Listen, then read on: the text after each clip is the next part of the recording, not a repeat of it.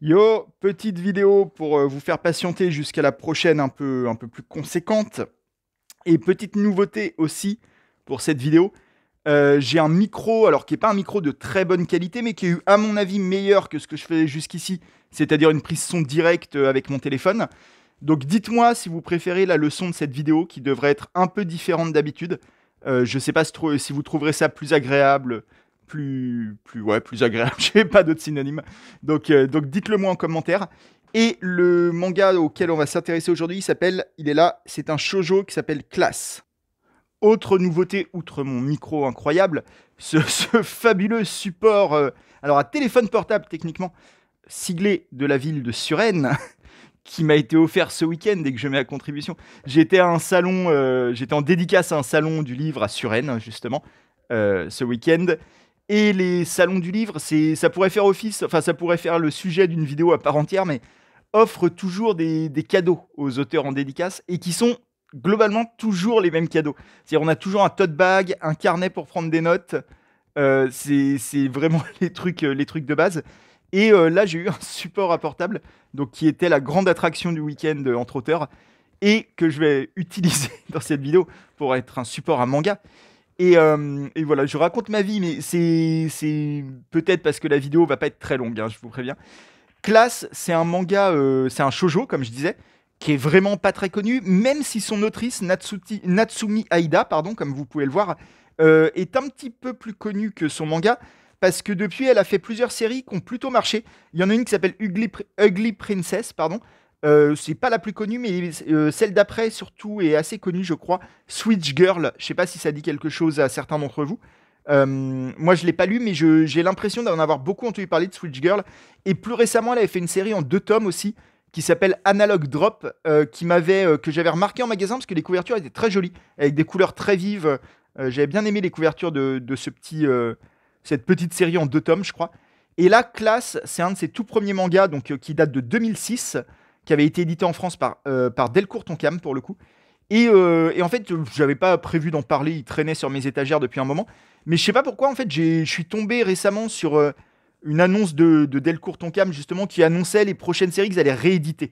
Et il y avait Classe dans le lot. Et ça m'a surpris parce que, donc moi, je l'ai lu il y a quelques mois, ce manga, et j'avais pas trouvé qu'il était particulièrement notable, quoi. Et en plus, il date de 2006, comme je disais, donc on n'est pas loin des 20 ans, enfin, il a 16 ans.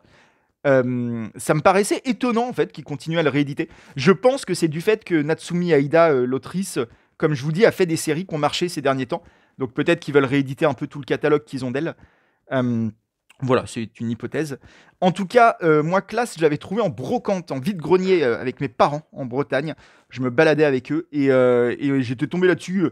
Il y avait une fille qui vendait ça 50 centimes. C'est un one-shot, comme vous le voyez. Enfin, comme vous le voyez pas, mais je vous l'ai pas dit, mais c'est un one-shot assez court, hein, qui fait, je sais même pas s'il fait les 200 pages. Il doit faire du 150 pages plutôt. Et qui était pas en très bon état. Vous voyez des traces d'usure sur la tranche. Des traces un peu jaunes que connaissent les collectionneurs de mangas. Mais bon, à 50 centimes, je me suis dit, je m'en fous. On verra bien ce que ça fait. Classe avec des points, ce qui veut dire classe les abrutis et leur système stupide. Je pense qu'à l'origine, ça voulait dire un truc un peu plus élégant, peut-être. Là, ils ont fait ce qu'ils pouvaient pour combler les lettres. Enfin, je cherche depuis tout à l'heure le mot, je ne sais plus comment on dit. Je crois que c'est un sigle, hein, techniquement, quand vous faites un mot avec les premières lettres de toute une expression. Et en fait, ça va être un bref shoujo sur une histoire d'harcèlement scolaire, pardon, où il y a Leila, vous voyez la quatrième de couve, une nouvelle élève qui arrive dans un lycée et elle découvre qu'il y a du harcèlement et elle va se battre contre ce système. Et c'est marrant parce que c'est un harcèlement scolaire vraiment à la japonaise. Je vais prendre mon support. J'en suis très content. C'est un harcèlement scolaire à la japonaise. C'est-à-dire, c'est un truc, nous, quand on parle de harcèlement scolaire en France, on imagine surtout la violence presque en dehors des cours, ou alors envers les professeurs, vous savez, avec des classes qui foutent le bordel, voilà.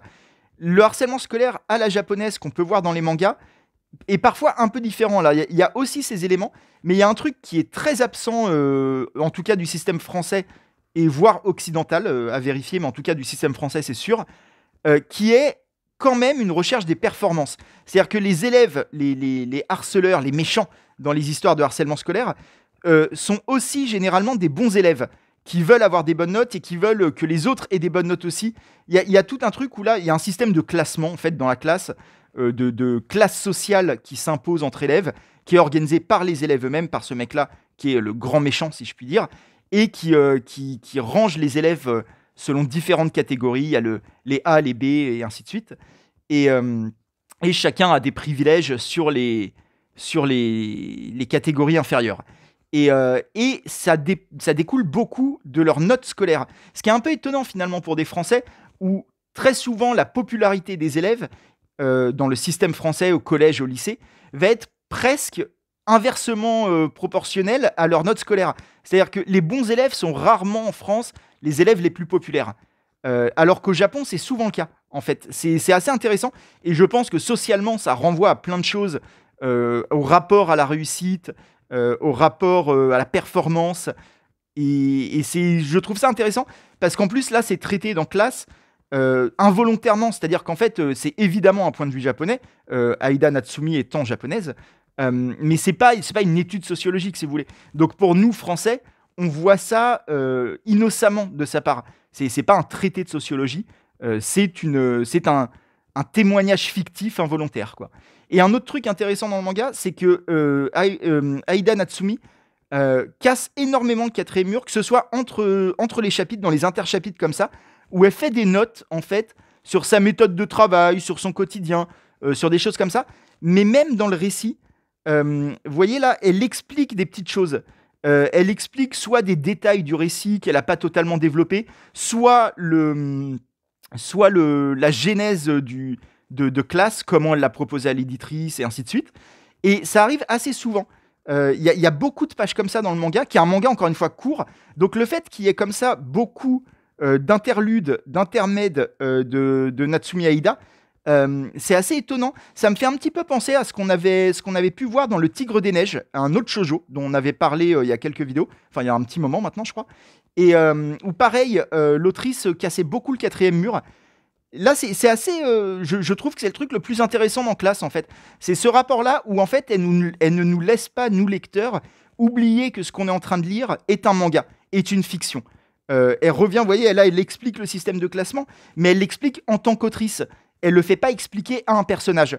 Je trouve ça intéressant comme approche narrative, comme façon de mettre une distance, en fait, entre le lecteur et ce qu'il lit. Qui est presque le contraire de ce qu'on cherche généralement en tant qu'auteur. Souvent, on essaye d'impliquer le lecteur au maximum, de le faire rentrer dans le récit autant qu'on peut.